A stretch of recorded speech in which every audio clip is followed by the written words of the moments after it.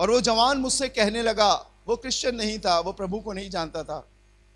वो कहता, मेरे से बताता था कि भैया, चूंकि हमने बहुत वर्ष सीपी मिशन कंपाउंड में रहकर प्रभु की खिदमत करी, वो जानते थे, बचपन से मुझे देखे हुए थे। साहू परिवार का वो बच्चा मुझसे कहने लगा, बहुत पैसा इन्होंने कमाया। इतना पैसा इनके पास हुआ करता था कि ये नोटों को बिछाकर उसके ऊपर लेटा करते थे।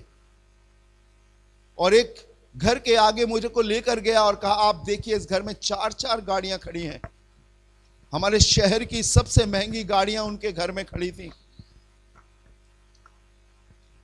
सारी चमक धमक थी। लेकिन अब उस पैसे का उपयोग करने वाला या उस घर में चहलकदमी करने वाला कोई भी नहीं था। बताते बताते वो रोने लगा। मैंने कहा, तुम क्यों रो रहे हो?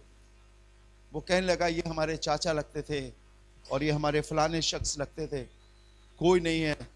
मैं आ जाता हूं, कभी कभी बैठकर 1-2 लोग हैं, उनके संग समय प्राप्त करता हूं। तब मुझे खुदा के कलाम की ये बात याद आई कि अगर इंसान दौलत पर भरोसा रखेगा तो दौलत भी उसकी जान को नहीं बचा पाएगी। उनके घर में ऑक्सीजन के सिलेंडर लाए गए। झांसी शहर के बड़े से बड़े डॉक्टर से उन्होंने संपर्क किया, सारा अच्छा इलाज उन्होंने अपने लिए किया, लेकिन वो अपने प्राणों को नहीं बचा पाए। वचन बताता है, इंसान सारे जगत को प्राप्त करे और अपने प्राणों की हानि उठाए तो उसे क्या लाभ। पढ़िएगा मेरे संगे शायद को, यिर्मयाह नबी की किताब चैप्टर 49 वर्स 4 पढ़िएगा। हे भटकने वाली बेटी, हे भटकने वाली बेटी, तू अपने देश की तराइयों पर, तू अपने देश की तराइयों पर, विशेषकर अपने बहुत ही उपजाऊ तराइयों पर, विशेषकर अपनी बहुत ही उपजाऊ तराइयों पर क्यों फूलती है। बिल्कुल स्पष्ट लिखा है और खुदा के कलाम में बेटी करके संबोधित किया गया है। अर्थात उस चीज पर जो परमेश्वर ने तुझे आशीष के रूप में दी है, शायद पैसा दिया है, अनाज दिया है, संसाधन दिए हैं, हमें कभी घमंड नहीं करना, कभी हमें उस पर भरोसा नहीं रखना है। वो हमारे जीवन को आगे बढ़ाने के लिए सिर्फ मात्र एक संसाधन है, टूल्स है। क्या है? टूल्स। अगर मैं आपसे एक सवाल करूं, बहन सुमन, प्राची, मुझे बताओ, क्या ये ऑर्गन परमेश्वर है? बताइए, मुंह से बोलिए। नहीं, लेकिन परमेश्वर की आराधना के लिए एक संसाधन है, एक टूल्स है। वैसे ही पैसा भी है हमारे जीवन को आगे बढ़ाने के लिए। लेकिन अगर आप अपने पैसे पर भरोसा रखते, स्पष्ट लिखा है, हे भटकने वाली बेटी, तू अपने देश की तराइयों पर, विशेषकर अपने बहुत ही उपजाऊ तराई पर क्यों फूलती है? आगे, तू क्यों यह कहकर अपने, तू ये क्यों कहकर अपने रखे हुए धन पर भरोसा रखती है कि मेरे विरोध कौन चढ़ाई कर सकेगा? मेरे विरुद्ध कौन चढ़ाई करेगा?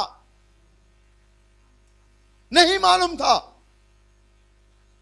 इतना इकट्ठा कर रखा था कि ऐसा लगता है कि उनकी जिंदगी हजारों वर्ष की जमीन पर की है।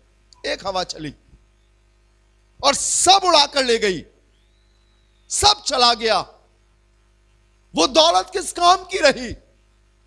बड़े बड़े घर, आलीशान बिल्डिंग वीरानी हो गई, सब चला गया। मालूम उसका कारण क्या था? दौलत पर भरोसा रखना। लेकिन आप चुने हुए लोग हो, कभी भी परमेश्वर से पैसा मत मांगना। मैं आपको बताना चाहता हूं, वचन बताता है, आकाश के पक्षियों को देखो, ना तो वो बोते हैं और ना वो काटते हैं, लेकिन तुम्हारा स्वर्ग पिता उन्हें खिलाता है। क्या तुम्हारा मोल उन पक्षियों से बढ़कर नहीं है? जो खुदा ने आपको काम दिया उसे पूरी ईमानदारी से करें।